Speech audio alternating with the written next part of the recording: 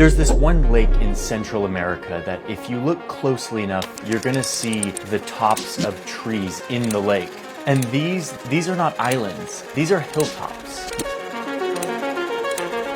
This all used to be a dense jungle, not a lake. But then they built dams and all sorts of infrastructure to flood this forest, all in the name of solving a centuries-old puzzle, which was, how do we make it faster and easier to travel between here and here, even in spite of the fact that you have two massive continents blocking any waterway. But there was hope. If you look down here at this one thin stretch of land, here it's only 80 kilometers across, and it looks so easy to just cut a waterway into it. No. Turns out that puzzle was not easy.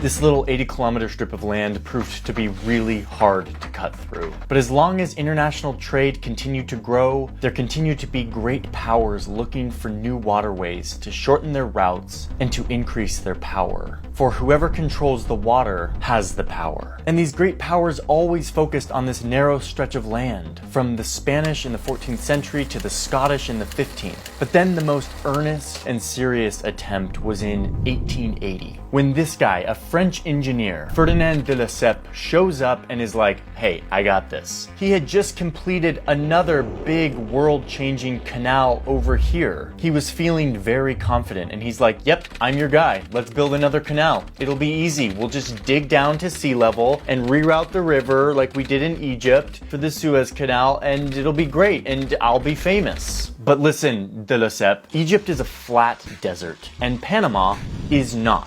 These mountains that you want to dig through are well above sea level. So if you want to dig down to sea level to make a flat canal, it's not going to be easy. Meanwhile, another French engineer comes to de Lesseps and he's like, dude, this isn't going to work. It's way too much digging. Instead of bringing the mountains down to sea level, what you need to do is bring the sea up to the mountains. And in a moment of collaborative creativity, de Lesseps admits that he was wrong and begins construction based on the new plans. And then he promotes this guy as the head of engineer and says, great idea. No, de Lesseps was like, bring the ocean up to the mountains? That sounds stupid. Screw you. I'm the famous one. The canal is going to be at sea level, just like we did with the Suez Canal. So the French start digging. Well, actually, it wasn't the French. It was a ton of poorly paid migrant workers who were doing the digging, hacking away at the jungle with machetes and then digging by hand with pickaxes in sweltering heat, knee-deep in sitting water, which is heaven for, you guessed it, disease-infested mosquitoes, which is terrible news. But luckily, de Lesseps, the engineer, was always there in the trenches with his workers, wielding a pickaxe alongside his people. Yeah, no, of course he wasn't. He was just hanging out in France, only visiting Panama twice over the course of 7 years to just like check in on the project. And what he realized when he showed up 7 years into this digging is that things were going horribly. People were dying like 40 or 50 a day. All in all, 20,000 workers died trying to dig this canal. Thousands died from disease and accidents, and we will never know their names. And it's not just that people are dying, it's that the digging isn't working either. They would do a bunch of digging one day, and then the next day the rain would bring in all of the mud that they just dug back into the canal. So de Lesseps shows up, realizes this is happening, is like, this is not working. Is there another way to dig this canal? And then he has a flashback to 7 years earlier. Bring the sea up to the mountains. And he's like, oh yeah, that was actually a really good idea. My bad, we actually are gonna do that other plan instead. But no, it was too late. The investors were done. They had lost way too much money. 20,000 people were dead. Malaria and yellow fever were rampant. This was a failed project. So the company that owned all of this work had to abandon it and leave it unfinished in 1889. Everyone gave up and left, except for one of the top engineers on the project, this guy. I'm just gonna call him Philippe, because after researching him for many days, I now feel like I'm on a first name basis with him. And by the way, he becomes a giant part of this story, starting now. So Philippe was this French engineer and businessman, and he was obsessed with the canal. He also had a huge financial stake in the project. And where some investors would say, darn, too bad, we invested in a bad bet, let's move on, Philippe was like, no, I will do whatever it takes to make sure that this is not a failure. And what happens next is one of the most insane things I have ever researched in my entire life. So buckle up. The wind of change is blowing half a gale in the Panama Canal Zone. Okay, so let's get some context really quick. It's like 1900 at this point. The US is really starting to get a handle on this whole imperialism thing that they've been doing. They just fabricated a war with Spain, which led them to conquer the Philippines, Guam, and Puerto Rico. They had just overthrown Hawaii's government. They annexed Wake Island and American Samoa. They're like, dude, this overseas empire thing is kind of working out for us. The president at the time was Teddy Roosevelt, who we've seen in previous episodes. And Teddy is looking around this region that the US is increasingly taking over, and he sees an opportunity to dramatically increase the naval power of the United States if they could just unite the Atlantic and the Pacific. It's time to build a canal, says Teddy. So of course they looked somewhere in Central America. And the original plan that the US wanted to pursue was to build a canal not in Panama, but here in Nicaragua. It wasn't the shortest stretch of land in this area, but there was a huge lake here which would cut down on the digging, and it just made a lot of sense. So they started doing surveys and making plans to build a canal in Nicaragua. Meanwhile, Philippe, the Frenchman, is still down here at his failed project, and he's seeing the US become interested in the canal, and he's like, this is my moment of vindication. So he goes to the US Congress and he's like, hey guys, I know you're looking at Nicaragua, you've been doing all this site planning and surveys and stuff, but guess what? Right next to this proposed site for your canal, there are volcanoes. Big, scary, belching volcanoes. And one of them just erupted around here, sort of next to your site. Nicaragua even had a postage stamp that featured one of these nearby volcanoes erupting. So the Frenchman goes around to the US senators and distributes this postage stamp and says, look, scary volcanoes in Nicaragua, don't build your canal here or they'll be destroyed by lava or something. And guess what? It totally worked. The US Senate got cold feet about their Nicaragua canal plan, and they're like, we're not gonna do this anymore. Let's find another place to build it. And Philippe is like, oh my gosh, I can't believe that just worked. Stamps with volcanoes? He's like all giddy, and he's like, I wonder where there would be a good place to build a canal. Oh, wait a minute. Why not Panama? We, the French, already did a ton of work to get you started. Why don't you just pick up where we left off? We'll sell you all of our gear, all of our stuff. It'll be a great deal. And the US is like, but isn't Panama a part of Colombia? And yes, indeed, at the time, Panama was actually a part of Colombia. It was not an independent country. So the United States Congress is like, okay, listen, Philippe, we will buy you out of your canal project that you clearly failed on, but we will only do it if we can get approval from Colombia, who literally owns this land. And Philippe is secretly like, ugh, there's no way that Colombia is going to go for this. They're going to reject the plan, and then the US is going to back out, and I'm going to lose all my money, and I have to make this happen. Philippe was very serious about this canal. So this is where Philippe starts to get really conniving, to pull out all the stops to get the canal built. So he goes to the people who live in the region of Colombia called Panama, and he says, hey guys, I know you've sort of been wanting to be independent from Colombia for a long time. Bogota is so far away, they don't care about you. You could be your own country. What if I, a French engineer, could guarantee your independence without a bloody war? Just leave the details to me. Make me your ambassador, and I will make this happen. And the Panamanians are like, but dude, you're French. And he's like, yeah, but you're Colombian. So why don't we team up in the name of creating Panama, a new country? And they were like, okay, fine, Philippe. You're our representative, our ambassador now. Just give us the signal when we should rise up for our independence. But you promise to make sure that Colombia is not going to come in and quell our uprising. And Philippe's like, yeah, I'll take care of it. So Philippe is now the ambassador of the Panamanians, who are not a country yet. But he's still hoping that maybe the Colombians will approve the plan. Philippe sort of has this in his back pocket, this deal that he just made with the Panamanians. He doesn't know if he has to use it yet. But back to the Americans having to ask Colombia for approval to build their canal. Sure enough, they show up and Colombia's like, no, go home.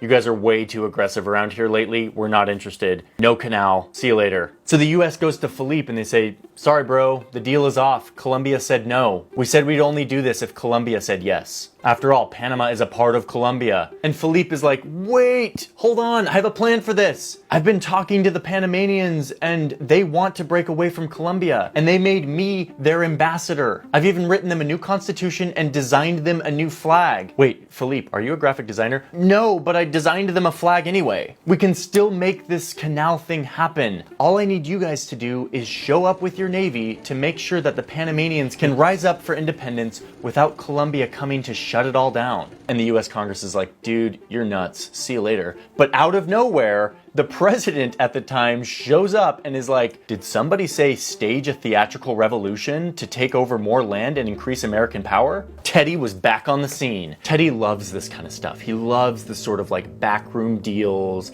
Let's like not ask for permission. Let's ask for forgiveness. This is like Teddy Roosevelt's like sweet spot. So Philippe has all of his ducks in a row. He's got Teddy Roosevelt on his side. He has Panamanians who just gave him approval to be their ambassador. And he's like, let's do this. So in November 1903, Philippe gives the nod to the Panamanians to rise up, to take over and declare themselves independent. And at the same time, he signals to Teddy Roosevelt to send in their big gunboats to sit off the coast of Panama to block Colombia from sending in reinforcements to put down this revolution by the Panamanians. And so Colombia's like, oh, fine, take it. F you, America. You guys played real dirty there, okay? You know that? That was not cool. So just as Philippe orchestrated, Panama declares independence. And Philippe is the ambassador. The US is the first to recognize them as a new country. And Teddy Roosevelt's like, that was thrilling. Now what, Philippe? So Philippe is like, let's make a deal, America. I'm the official representative of Panama now, as per my agreement with the Panamanians. So let's write a treaty on behalf of Panama.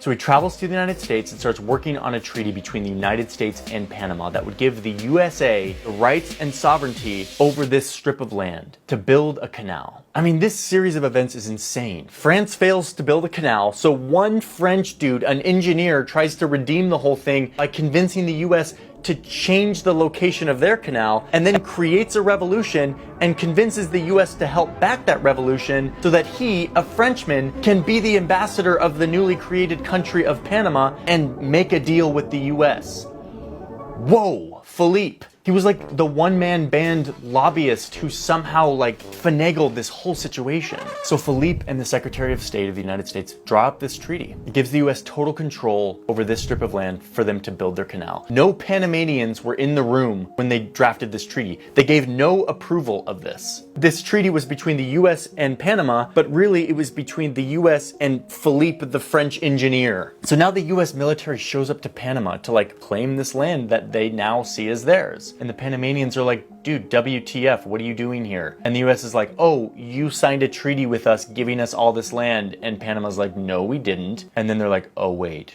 light bulb. Philippe. That's why he wanted to be our ambassador. I get it. Man, we got played by Philippe. And they totally did. So now the US is setting up shop in Panama to start digging their canal.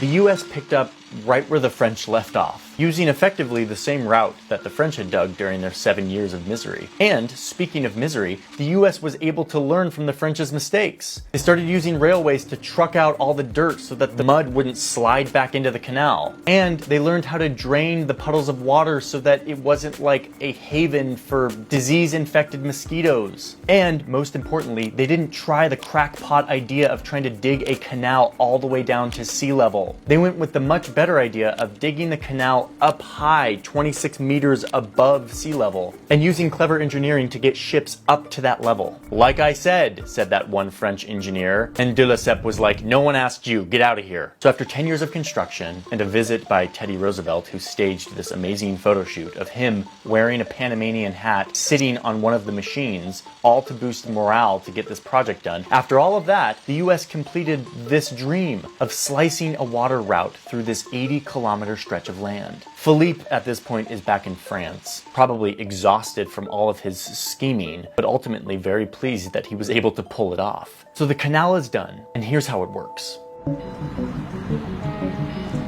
Remember that the land looks like this. You have the Pacific and Atlantic Oceans here at sea level, and then the interior of the land being about 26 meters above sea level. So first they built a dam on this river to create this giant lake so that they have loads of water to work with. That's why we see those trees sticking up from the water, or why these hilltops turned into islands. Then they built these brilliant inventions called locks. The boat enters here at sea level. They enter into this chamber where there is a gate that is holding the water from the high up lake back. It's locked. But once the boat is in this holding chamber, they let the water from higher up come down, making the boat flow up. It takes about 8 minutes for the boat to rise. Then they move into the next chamber, where they do this again and again until by the end of it, the boat has been lifted up 26 meters above sea level. They then traverse the rest of this canal, going through the artificial lake and snaking through until they get to the other side, where now they need to get down to sea level. And they go through the same process, but in reverse. They finally make it down to sea level and they can exit onto now a different ocean than when they started.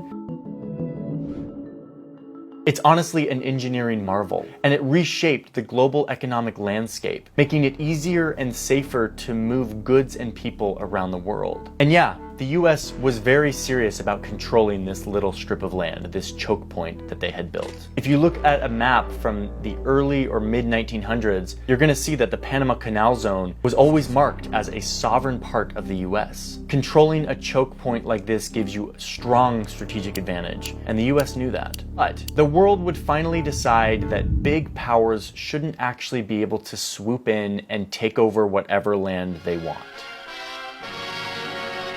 The wind of change is blowing half a gale in the Panama Canal Zone. Americans had to defend themselves as students and other rioters demanded an end of the 61-year-old Canal Zone Treaty with the United States. And the Panamanians in the 1960s finally had enough. And they're like, yeah, this land is actually ours. So in the 60s and 70s, the Panamanians rose up in protest against this US occupation of the canal. And through a series of treaties, they finally got it back. Officially on the last day of the millennium, December 31st, 1999, they signed the last treaty that returned sovereignty to Panama. And then Jimmy Carter gave a speech in Spanish. In esta ocasión. I mean, he tried like really hard, and I guess that matters. So today, the Panama Canal belongs to Panamanians. It still uses the innovative technology from 100 years ago that allows this canal to be built 26 meters above sea level. But for all of the engineering innovation that's present here, to me, the more incredible part of this story is how this one Frenchman orchestrated all of this. He played all the geopolitical forces at the time just right. He used Panamanians' thirst for independence and the Americans' thirst for imperialism and ocean power, all to make his dream of this canal happen. Oh, and to secure his financial return on the project. What a wild story. Thanks for watching.